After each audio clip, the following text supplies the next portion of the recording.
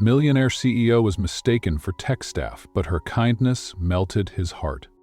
He was worth $3,200,000,000, 0 cents, and I dragged him to a broken printer. I didn't even know his name. I just remember yelling, "Work faster, please, before this whole place burns down and I get fired before I even find the bathroom." And he just stood there, quiet, staring, wearing the kind of suit no technician could ever afford. That's how I met Arthur Carter Wolf, the man I thought was the IT guy, the man who would ruin my life, and then ask me to marry him. I wasn't trying to ruin my first day. Honestly, all I wanted was to survive it. New city, new job, new chance to prove I wasn't just replaceable. But Foster Enterprises was on fire. Not literally, but close enough. The system crashed, emails froze, phones died. People were panicking, shouting, blaming ghosts in the server. And me? I couldn't even find the bathroom. So when I saw a tall man in a perfect navy suit walk into the chaos, I thought, great, the IT guy finally showed up. I didn't ask questions. I gave orders. Firm, direct, fix it, now. And to my surprise, he did. Calmly, slowly, with this strange little smile like he was watching a toddler try to tie her shoes. But I pushed harder. "You're not here to sightsee," I snapped. He said nothing, just leaned over the keyboard and hit a few keys. Every screen came back on. The office erupted in applause. I clapped too, proud, until the man next to me raised a brow and asked, "Now, where should I fix things next, Miss Evans?" That's when it hit me. He hadn't introduced himself. He hadn't worn a name badge. And no technician I'd ever seen looked like a Vogue model moonlighting in Silicon Valley. Then the doors opened. A senior manager stormed in, breathless. "Sir, the board is waiting upstairs for the quarterly meeting." "Sir?" I turned slowly. My blood ran cold. I replayed everything in my head, the yelling, the snapping, the sarcasm. He hadn't been the IT guy. He was Arthur Carter Wolf, CEO of the company. The man whose name was on every wall, every contract, every paycheck. And I had just ordered him around like a 911 call center in a blackout. He looked at me with arms folded and that unreadable smile. "So, Miss Evans, any more instructions before I head to my own boardroom?" I couldn't breathe. I couldn't speak. All I could hear was my career falling down the elevator shaft. But instead of firing me, he said, "You're coming with me. To the boardroom. To explain the whole disaster. To the directors of a billion-dollar empire." And that's how my first day ended. Not fired, not escorted out, but standing beside a man I'd humiliated, whose eyes never stopped watching me like I was the most curious thing he'd ever seen. Chapter 1. The CEO in a suit, not a uniform. I didn't. Not in that boardroom. Not next to him. My hands were trembling under the table, and Arthur, he looked like a statue, unbothered. As if I hadn't just screamed at him in public. The boardroom was marble, glass, and silence. A dozen directors stared at me like I was a glitch in their system. I could still hear the murmur from the elevator, how I'd yelled, snapped, mocked. The CEO. And now I was being introduced like a new department head. Arthur stood beside me, calm as a winter lake. "This is Miss Evans," he said. "She fixed the system this morning, with unconventional leadership." End of poem. Someone coughed, someone else dropped a pen. I wished for the floor to swallow me. I gave the wrong order, I blurted, panic rising in my throat. I thought he was IT. I dragged him to a keyboard and made him work faster. Silence. Then, out of nowhere, laughter. From the same people who just looked like they were preparing to blacklist me from corporate America. Arthur didn't laugh, but he smiled, a slow, maddening smile that only made me more anxious. "I think we've all seen leadership in many forms," he said. "Miss Evans just introduced us to a new one." The meeting went on, but I didn't hear a word. My heart thudded in my chest like a broken metronome. And when it ended, Arthur turned to me with the quiet confidence of a man who had no fear of chaos. "Come to my office," he said. No hint of anger, just a challenge in his voice. His office was a library made of wood and silence. Floor-to-ceiling windows framed the skyline. There was a decanter of something expensive on a side table, untouched. And in the center, he sat behind a desk too clean to be real. I stood. I didn't dare sit. He gestured casually. "Have a seat, Miss Evans." I did. He looked at me for a moment. No computer, no notes, just watched. I wanted to speak, to explain, to beg if I had to, but he raised a hand. "You know," he said, "I've worked here for 10 years. I've built divisions from the ground up, acquired 7 companies, landed contracts worth more than some nations' GDPs. And yet, you're the first person to ever shove me into a chair and bark orders like I was a barista in a meltdown." I opened my mouth, but he kept going. "It was fascinating." I blinked. "Fascinating?" He leaned forward.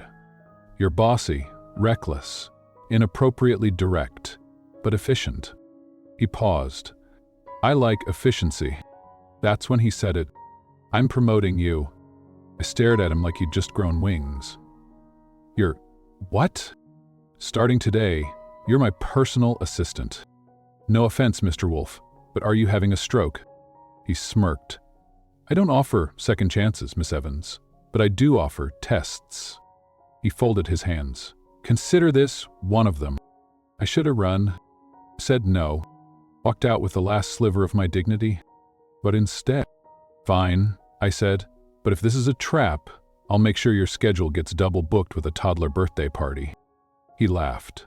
Really laughed this time, a sound deep and unfamiliar. "I think I'm going to enjoy working with you." That night, I didn't sleep. Not because I was scared, but because something deeper had unsettled me. He wasn't angry.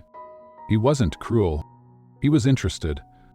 And in a world of corporate rules, cold handshakes, and invisible lines, that was somehow more dangerous than anything else. I didn't know why he chose me, but I did know one thing. You don't get pulled into the lion's den unless the lion wants to watch you up close. Chapter 2. Thrown to the wolves.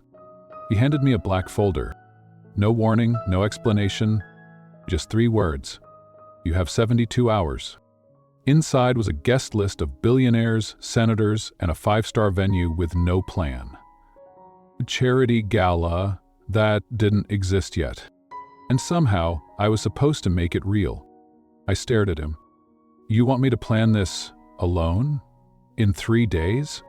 Arthur didn't flinch. "You said you could handle pressure." "I never said that.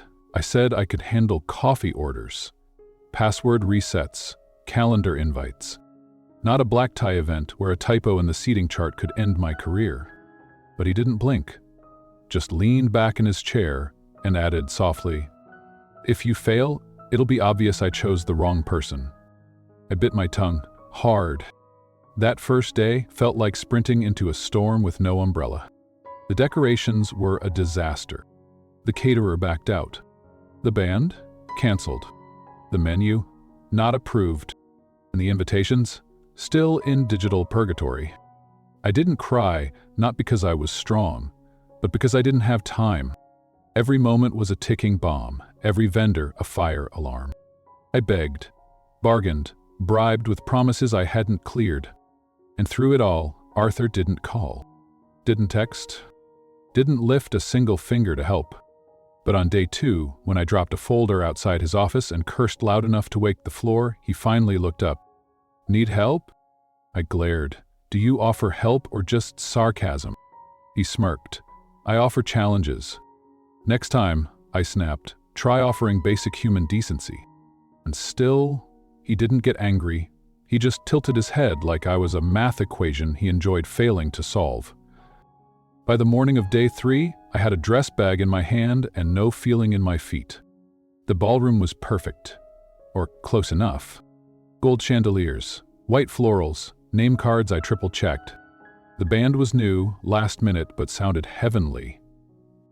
I stood by the stage and exhaled for the first time in 72 hours. I had done it. Then I heard his voice behind me. "Well, you're still standing." I turned. He wore a tuxedo that looked criminal on him. Polished, elegant, somehow both intimidating and intoxicating. I crossed my arms. "Barely. He looked around the room. "You did well." I blinked. "Wait, was that a compliment?" He tilted his head. "Don't get used to it." The night unfolded like a dream I hadn't earned. I stood behind the curtains while Arthur gave his speech, watched him command the room like gravity wore his name. And when he stepped down, he didn't greet the donors. He walked straight to me. "You're good under pressure," he said. I swallowed. "You tested me." He shrugged. "I test everyone. You're just the first one who didn't flinch." Later that night, outside the hotel, the city air bit through my dress. I wrapped my arms around myself. Arthur noticed. Without a word, he removed his jacket and laid it over my shoulders. I froze. That was gentlemanly. He raised a brow. "Don't spread it around. I have a reputation." We stood there in silence, side by side. Not boss and assistant, not power and submission. Just two people. He looked down at me. "You surprise me, Evans." I met his gaze. "You do that to people too." He smiled. Not sarcastic, not guarded. Real. It lasted only a moment, but it shifted something between us. I went home that night thinking I'd passed a test. But what I didn't realize was Arthur Wolf wasn't just testing my skill, he was testing my fear. And worse, I think he was beginning to like what he saw. Late nights and long stares.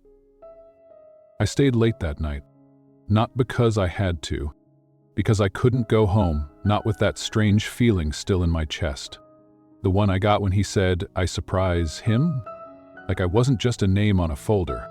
The office after hours was different. Quiet. The kind of silence that lets you hear your own thoughts and regret them. I was knee-deep in reports when his voice cut through the stillness. "You're still here?" I didn't look up. Apparently I don't value sleep. He stepped closer, hands in his pockets. "You missed something in the third quarter projections." I closed the file. "You memorized the margins?" Arthur shrugged, like it was nothing. Like retaining 10 spreadsheets was as natural as breathing. "Tell me," he said, "why'd you take this job?" I blinked. What kind of question is that? The kind that tells me whether I made the right choice. And suddenly, I wasn't just his assistant, I was under interrogation. But it didn't feel like a trap. It felt like he genuinely wanted to know. So I told him about the job I lost last year, about the executive who took my ideas and gave them to someone else, about how starting over in New York meant swallowing pride and taking the only offer I could get. He listened, quietly, no interruptions. When I finished, he nodded once and said the last thing I expected. "You deserved better." Something shifted in that moment. He wasn't a CEO. He was a man who'd also been burned.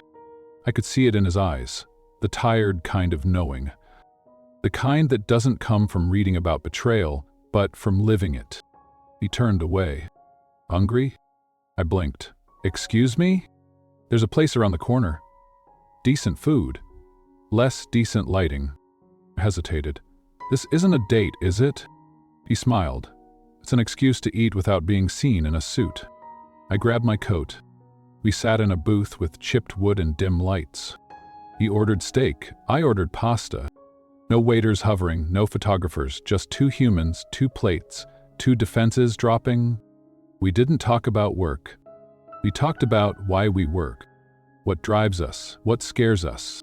He told me he'd built his first company at 22, and that every woman he dated after that saw his name first, and his heart second. I told him I hated being underestimated, and that sometimes sarcasm was just armor with better punchlines. He looked at me then. Really looked. "You're more than I expected." I rolled my eyes. "Is that a compliment or a warning?" He laughed. "Maybe both." When he drove me home, I expected silence. Instead, he parked and waited. Like he wasn't ready to let the night end. Like he wanted to ask something, but didn't know how. So I asked instead, "Why me, Arthur?" He turned, eyes unreadable. "Because when everyone else bowed, you barked." He paused, and I haven't stopped thinking about it since. I closed the car door behind me with trembling fingers. Not because I was scared, but because for the first time I knew the line between work and whatever this was about to disappear completely. Chapter 4. Rumors and Rivalries. I wasn't naive. Office gossip was inevitable, but I never expected to become the gossip. Not because I'd messed up, but because he kept looking at me like I was the only one in the room. It started the Monday after the gala. Soft stares, half-hushed laughter near the copier. People who used to overlook me now studied me like I was an unsolved puzzle. I heard the whispers. He's the one from the charity dinner. Sat next to him all night. Bet she's not just organizing his calendar anymore. I told myself to ignore it. Told myself that if I just kept my head down, it would pass. But it didn't. Because Arthur didn't stop. He'd pass by my desk, drop a document and say something like, "Wear black tomorrow. We're going to the investor mixer," and walk away like he hadn't just tossed a match into dry grass. By Wednesday, the rumors had teeth. A senior exec cornered me in the break room. "Word of advice," she said, smiling without warmth. "You're not the first girl he's noticed." I smiled back, sharper. "Good to know. I'm not the first woman to make coffee either, but I do it better." That night, I stood outside his office, folder in hand, blood boiling. I knocked, entered, closed the door behind me. "You need to say something," I snapped. Arthur didn't look up. About what? About the rumors, about the looks, about how everyone thinks I'm only here because... His eyes met mine, sharp.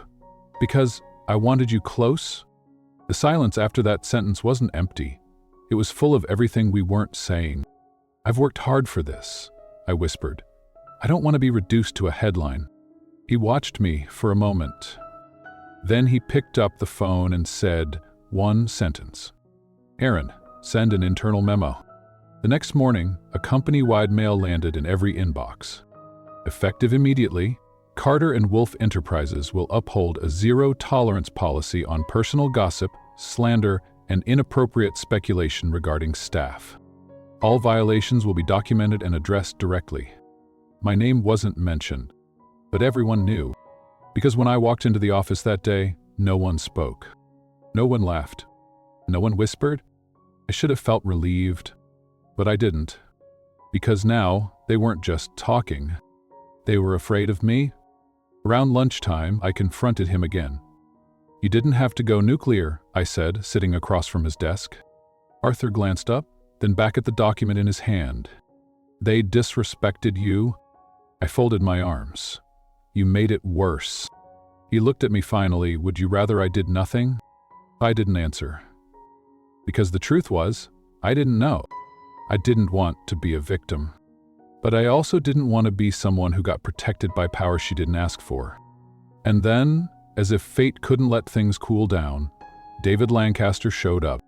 He walked into the conference room like a man who knew he was watched. Tall, confident, impeccably dressed. Arthur's rival in business and in something else, too.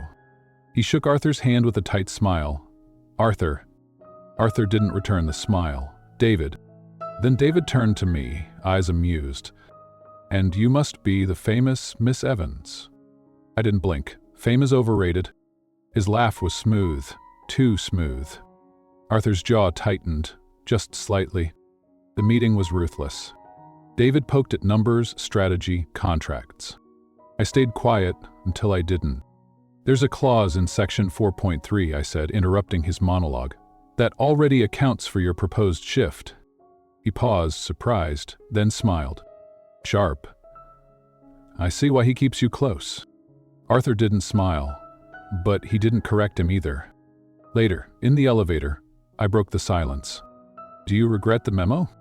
Arthur didn't look at me. "No, I do," I said. He turned then, eyes harder than I'd seen them before. "You'd rather I let them humiliate you?" "I'd rather not be your weakness." The elevator chimed. He didn't step out. He looked at me and said something I never expected. "You're not my weakness, Alice." I paused. "You're the only reason I haven't gone cold." That night, I lay awake replaying his voice in my head. Not the words, not the power, but the truth in his silence after.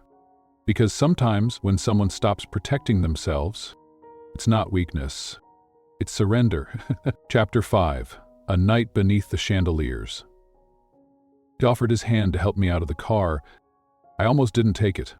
But when his fingers brushed mine, everything I'd built to protect myself began to crumble. And he hadn't said a word yet. The ballroom looked like something out of a dream I wasn't allowed to have. Glass chandeliers like frozen galaxies.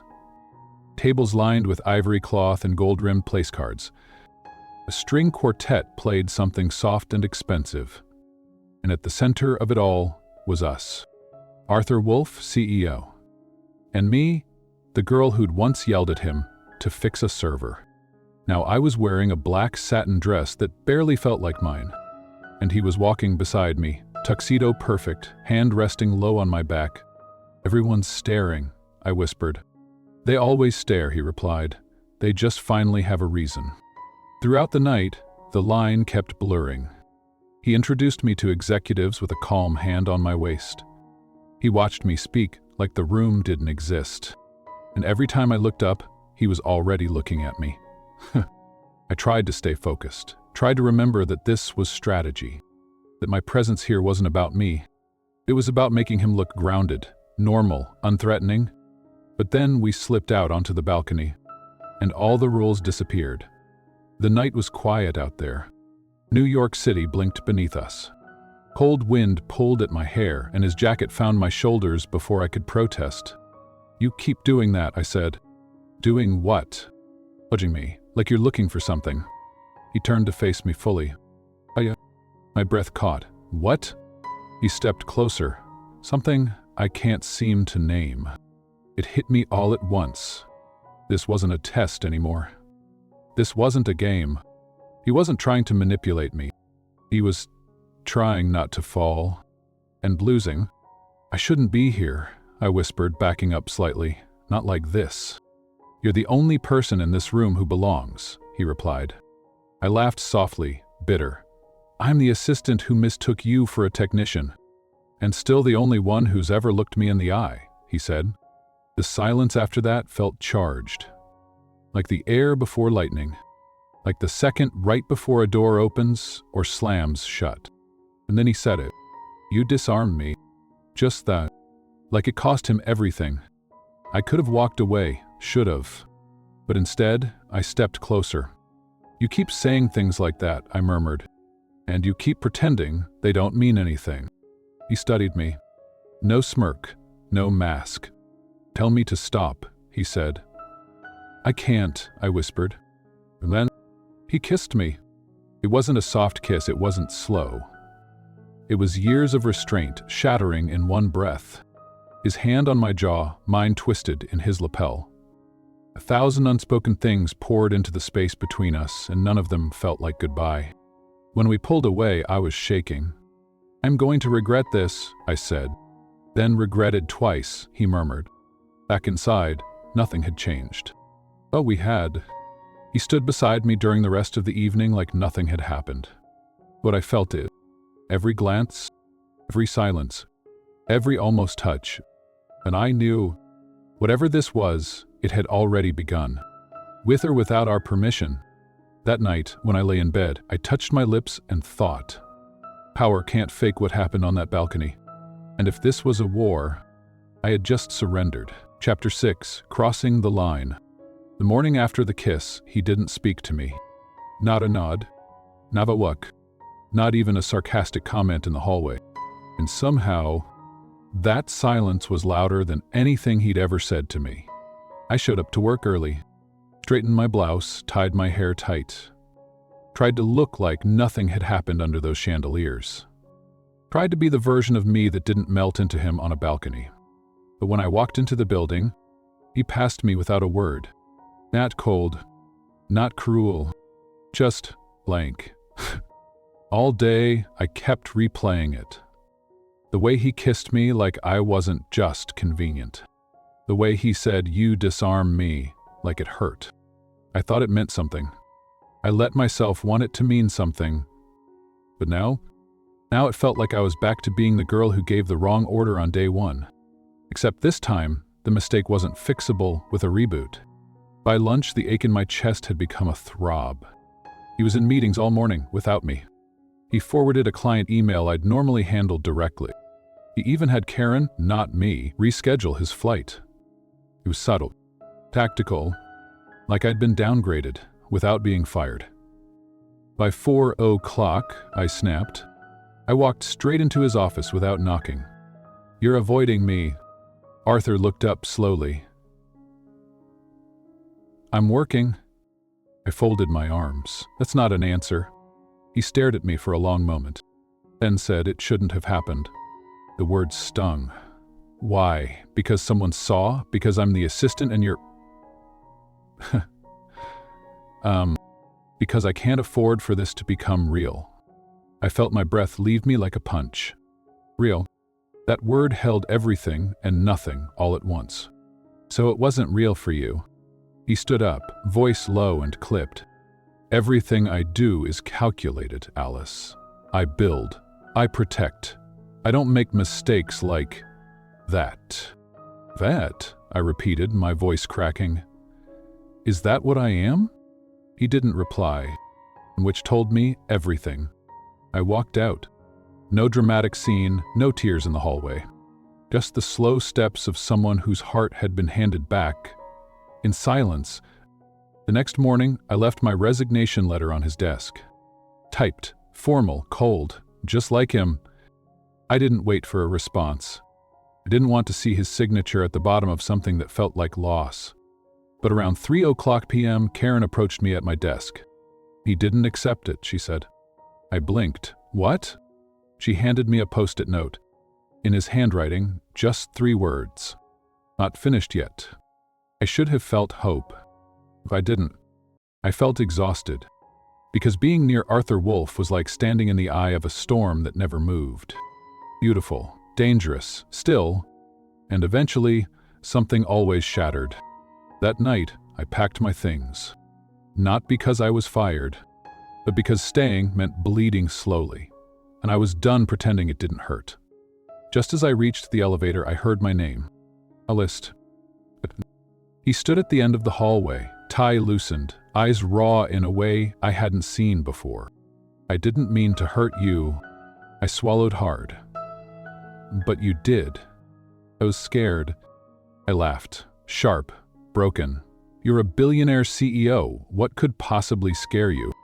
He walked toward me, every step deliberate. "Yeah." I stared at him, tears blurring the corners of my vision. Because for once, I believed him. But sometimes, believing someone doesn't make the damage disappear. Sometimes, it just makes the ache harder to carry. And for the first time since this whole mess began, I didn't know if I was coming back. Chapter 7, The Other Offer. I was gone 2 days.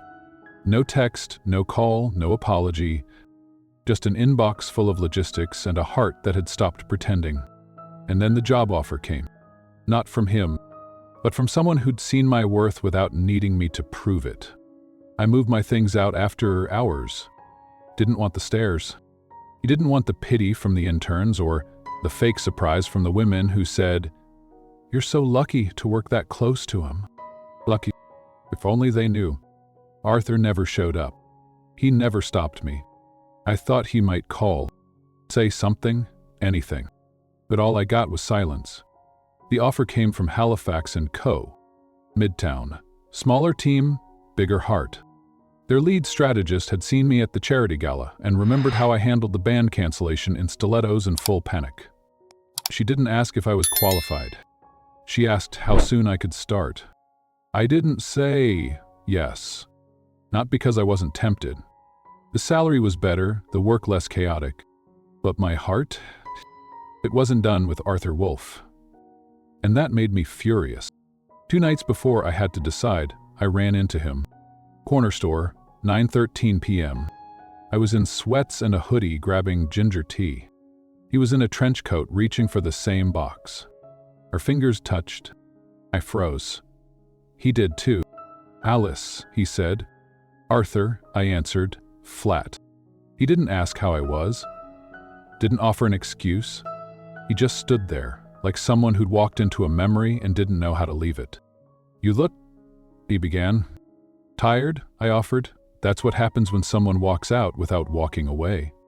His jaw clenched. "I never walked out. You stopped talking to me. That was me trying not to ruin everything." I shook my head, stepping back. "And that's exactly how you ruined it."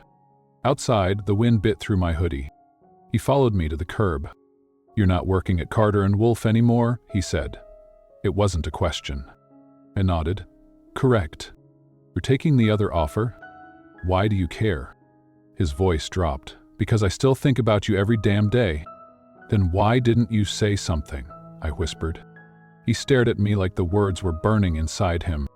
"Because I thought you'd be safer if I didn't." I laughed, not from humor, but heartbreak.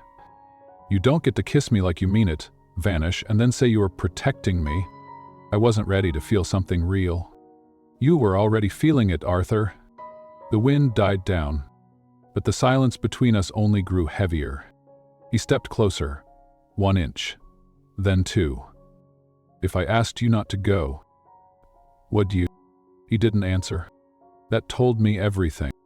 Later that night, I opened my laptop, stared at the Halifax contract.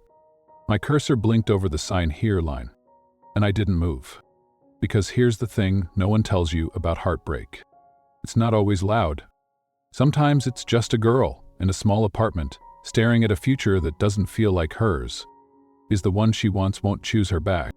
The next morning, I didn't go to either job. I went to the park, sat on a bench, watched strangers hold hands and dogs chase pigeons, and tried to forget the sound of a man saying nothing when I needed everything. Chapter 8. What the Heart Remembers. You think time will dull it. The sound of his voice, the weight of his silence, the way he looked at you when no one else did. But time doesn't dull what never stopped mattering. And 3 weeks later, it still mattered. I didn't take the Halifax job. I told them I needed time. They gave me a week. That week turned into 2. I took freelance work, logged hours at a coffee shop that didn't ask questions, answered emails, avoided downtown, tried not to Google his name. But grief has a GPS, and heartbreak never forgets its home address. I passed Carter & Wolf by accident. I swear I wasn't looking for him. I was just taking the long way to avoid a memory. But there it was. The building, the glass, the gold-lettered name that used to feel like mine. And standing at the curb was him. Arthur Wolf, on his phone, jacket over his arm. Hair a little messy, eyes a little tired. I froze. He looked up and saw me. The moment hung there, like a thread between 2 cliffs, like a breath you don't know whether to take or hold. He crossed the sidewalk before I could run. "Alice." Hated how my name sounded like a question on his tongue. "Huh." He took me in with his eyes, like he was afraid I'd disappear. "Don't," I said gently. "Don't say good. I'm not in the mood for lies." We stood there in the cold city wind. No script, no roles. Just 2 people with too much past and no plan for the future. He finally spoke. "I miss you." It was soft, uneven. "I miss your voice, your laugh, the way you argue over coffee orders." I stared at him. "Then why didn't you fight for me?" "I was scared." "You already said that," I snapped. "I was scared I wouldn't be enough." That silence, that's what broke me. Because it was the first time he didn't sound powerful. He sounded human.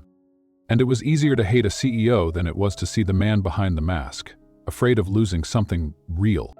"I don't need perfect," I whispered. I never did. He looked at me like I'd just spoken a language he hadn't heard in years. "I need present, Arthur. I need truth. I need someone who shows up when it matters." He blinked. "I'm here now." "It's not enough." He took a step forward. "Then let me start again." "Why now?" He swallowed hard. "Because no matter how much I tried to bury it, what we had doesn't go away." I nodded slowly. "No, it remembers." He offered his hand. "Come to dinner with me. No suits, no roles, just us." He looked down, at his hand, at the question between his fingers. Then up, and for the first time in weeks, I didn't feel angry. I just felt tired of pretending I didn't miss him too. So I nodded. That night, it rained. We sat in a hole-in-the-wall Thai place that smelled like childhood and tasted like peace. We didn't talk about business. We talked about everything else. He told me about his mom, how she left when he was 12, how silence became his first language, how control made him feel safe. I listened. Quietly, softly, and when we walked out, he held the umbrella over me. Without asking, without expecting anything in return. Sometimes, the heart doesn't need flowers or speeches. It just needs to be remembered. And tonight, mine finally was, Chapter 9, Where We Left Off. He didn't ask to pick up where we left off. He asked to start again. But the truth is, we never really left. We just paused the story when it got too real to read aloud. 3 days passed after the dinner. No pressure. Just soft conversation and silence that didn't feel empty anymore. I didn't go back to work for him. I didn't take the Halifax job either. Instead, I started building something on my own. Consulting, freelance, strategy for startups that couldn't afford big firms. I'd send him ideas sometimes, anonymously at first. He knew. He always knew. On the 4th night, he showed up at my apartment. No driver, no suit. Just jeans, a sweater, and a single takeaway bag. Pad Thai, he said, lifting the bag. Because I can't cook, but I remember what you liked. I let him in without a word. We sat on the floor. 2 adults? 1 couch we never used. And all the truth we'd been too scared to taste. Do you still see me as your assistant? I asked him. He looked up from his plastic fork. No, he said quietly. I see you as the only person who ever told me the truth, even when it was ugly. He leaned back against the wall, especially when it was ugly. That night, he didn't try to kiss me, but he did stay. We talked for hours about fear, childhood, the night I yelled at him in the office like he was an intern and not the CEO of half the city. I never liked people who were impressed by me, he said. But you insulted my typing speed. I smiled. Still slow. He smiled back. Still stubborn. Later, I walked him to the door. He didn't leave right away. Instead, he said, if I offered you a job now, not at my company, but beside me, as a partner, what would you say? I blinked. You're serious? I'm done pretending I don't need you. In business, in my life, in the in-between spaces, I never let anyone touch. I didn't say yes, not because I didn't want it, but because for once I needed to be sure he wasn't just reacting to the silence between us. You're asking for more than a second chance. I'm asking for forever, he said. The next day, he called a press conference. I didn't know why, didn't expect to care. But then I saw the headline trending. Arthur Wolf Restructures Board names independent partner to lead innovation wing. And beneath it, my name, Alice Evans, not assistant, not +1, not rumor, partner. He called me after. I know you didn't ask for that, he said. I didn't, I replied. But I needed the world to know you weren't a secret. You were the reason. That night I showed up at his office. Same building, same glass. Same man in a gray shirt who once fixed a server when I yelled too loud. He stood when I walked in. No black dresses this time, I said. No ballroom needed, he answered. I closed the distance between us in 3 steps. He didn't move, until I touched his face. You broke me once, I whispered. I'll spend the rest of my life fixing that, he said. And this time, when he kissed me, it wasn't urgent. It was steady, real, like a page we didn't rush to turn. Some stories don't need rewriting. They just need a new chapter. And this time we weren't where we left off. We were exactly where we belonged. Chapter 10, the final draft. When he knelt down, I didn't cry. I didn't gasp. I didn't even look at the ring. Because what shattered me wasn't the sparkle. It was the way he looked at me, like I was already his home. A year passed, not in silence, not in chaos, in slow, steady steps. We built something, not perfect but honest. He learned to listen. I learned not to run. We didn't move in right away. We didn't rush titles or change our last names in spreadsheets. We just stayed together. Through 6 a.m. meetings and 11 p.m. doubts. Through press headlines and whispered questions in boardrooms. Through the inevitable fear of what happens after the fire. One night we were walking back from dinner. The sky was soft with spring rain. He held my hand like he finally understood the weight of it. And he said, "I rewrote the will." I blinked. "What?" "You're listed now, not as a partner, not as a fiancé, just as Alice." I turned to face him. "Why?" He looked at me the way he always did when he dropped something massive and tried to make it sound like nothing. "Because I built everything alone. And then I met the one person who made it feel like it meant something." A week later, he asked me to meet him. Same rooftop where we first had our real conversation. Where I told him I didn't want to be protected, I wanted to be chosen. This time, there were no roses, no violinist. Just Arthur Wolf in a navy jacket, holding a pen in an envelope. He handed it to me. I opened it slowly. Inside, a handwritten letter. Not from his assistant, not from legal, from him. "Alice, I've made 1,000 deals in my life. Some worth millions, some worth nothing. But the best investment I ever made was that morning I walked into my office and you mistook me for someone small. You saw me. Before the boardroom, before the Forbes list, before the walls. You loved the part I tried to hide. I don't need a wife for headlines. I don't want a partner for image. I want you.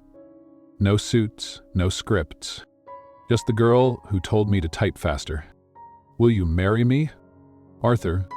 When I looked up, he was kneeling. No crowd, no pressure. Just us. And for the first time, I didn't hesitate. I nodded, tears spilling but no shaking. "Yes." He stood, slid the ring on my hand, and kissed me, like the story we were writing finally had a title that fit. We didn't have a gala wedding. We got married in the park. My sister cried his board didn't know until after. There was cake, laughter, mismatched chairs, and Arthur Wolf, barefoot, holding my shoes because I got blisters and refused to stop dancing. They say fairy tales end with a kiss, but ours didn't end. It just got quieter, softer, ever realer. You don't always fall for the man with the power. Sometimes you fall for the one who finally lays it down, so he can hold you instead. And if this was a final draft, I wouldn't change a single word. Not his assistant, not his mistake, just his. Sometimes, love doesn't walk in with flowers. It stumbles in, holding a keyboard. You yell at it, misunderstand it, maybe even try to fire it. But then one night, under cheap lights or behind a locked office door, it looks at you, not like you're pretty or smart or useful, but like you're real, and everything changes. I didn't fall in love with a CEO. I fell in love with the man who learned to lay down his armor, who stopped running the moment I did. And maybe the biggest surprise wasn't that he chose me. It was that I finally chose me, too. Love isn't a power game. It's not about who speaks louder. It's about who stays, when silence shows everything.